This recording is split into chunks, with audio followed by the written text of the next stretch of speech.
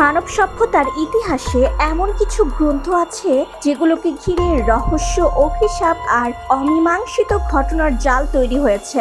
আজ আপনাদের নিয়ে যাব এক ভয়ঙ্কর অথচ বিস্ময়কর যাত্রায়, একটি মধ্যযুগীয় গ্রন্থের ইতিহাস যা বিশ্বের সবচেয়ে রহস্যময় পাণ্ডুলিপি হিসেবে পরিচিত।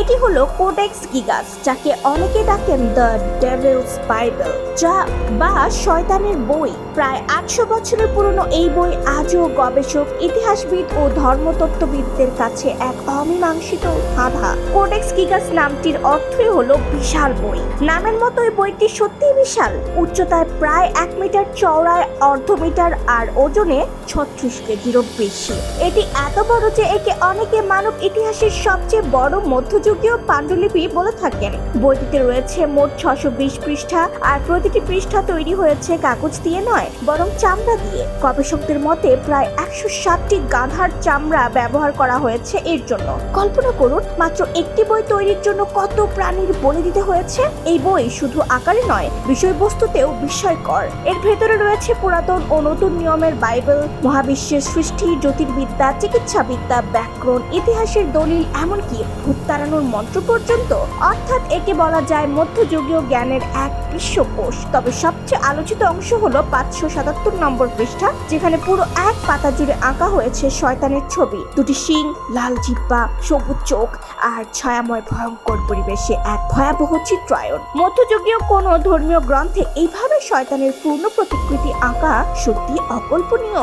এই ছবিকে ঘিরেই জন্ম নেয় সবচেয়ে ভয়ঙ্কর কিংবদন্তি। বলা হয় 1300 শতাব্দীতে চেক প্রজাতন্ত্রের একটি বেনেডিক্টাইন গির্জার এক সন্ন্যাসী গুরুতর অপরাধ করে ফেলেছিলেন। তাকে মৃত্যুদণ্ড দেওয়া হলে তিনি প্রাণ ভিক্ষার বিনিময়ে প্রতিশ্রুতি দেন 1 রাতের মধ্যে এমন এক বই লিখে দিবেন যা মানব ইতিহাসে অদ্বিতীয় হবে। কিন্তু রাত বাকি থাকলেও তিনি কাজ শেষ করতে পারছিলেন না। তখন তিনি নাকি শয়তানের সাহায্য চান, নিজের আত্মাকে বিক্রি করেন এবং বিনিময়ে 1 রাতেই বইটি সম্পূর্ণ হয়। এরপর থেকেই বইটির নাম ছড়িয়ে পড়ে শয়তানের বাইবেল। যদিও গবেষকরা এই কাহিনীকে লোকগল্প বলে মনে করেন, তবে তারা নিজেরাও হন অন্য এক কারণে। বইটির প্রতিটি অক্ষর, লাইন, মার্জিন এবং কলমের চাপ পুরোপুরি একই রকম। কোনো মানুষের পক্ষে একটানা লিখে গেলে এটি শেষ করতে অন্তত 20 থেকে 25 বছর সময় লাগার কথা।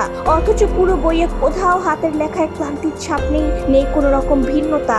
মনে হয় যেন কোনো আধুনিক প্রিন্টারের মতো যন্ত্র দিয়ে সব লেখা হয়েছে। এটাই আজও গবেষকদের কাছে সবচেয়ে বড় রহস্য। আরো ভয়াবহ হলো বইটির ইতিহাস। 1994 সালে বইটি রোমান সম্রাট রুডলফ দ্বিতীয়ের হাতে আসে। এরপর থেকে তার মানসিক ভারসাম্য ভেঙে পড়ে এবং তাকে সিংহাসন থেকে অপসারণ করা হয়। 1648 সালে সুইডিশ সৈন্যরা বইটি দখল করে নিয়ে যায়, আর এর কিছুদিন পর থেকেই সুইডিশ রাজপরিবারে শুরু হয় অস্বাভাবিক মৃত্যু আর রাজনৈতিক অস্থিরতা। এমনকি 1877 সালে সুইডিশ রাজপ্রাসাদের এক ভয়াবহ অগ্নিকাণ্ডে অসংখ্য অমূল্য পাণ্ডুলিপি পুড়ে ছাই হয়ে গেলেও রহস্যজনকভাবে কোডেক্স গিগাস অক্ষত অবস্থায় রয়ে যায়। অনেকে বিশ্বাস করেন যেই এই বইয়ের কাছে গেছে তার জীবনে নেমে এসেছে অঘটন, অসুস্থতা, দুর্ঘটনা, মৃত্যু, সবই যেন এই বইকে ঘিরে চলেছে।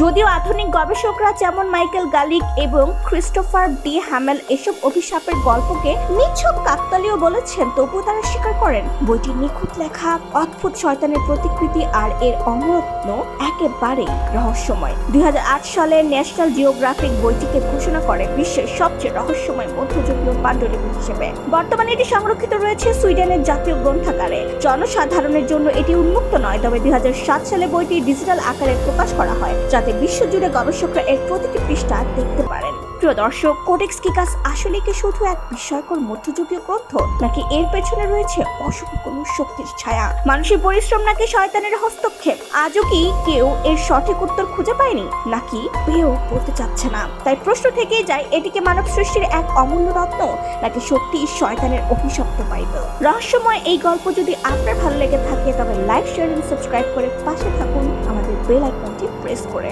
সাথে আছি আই রাইট।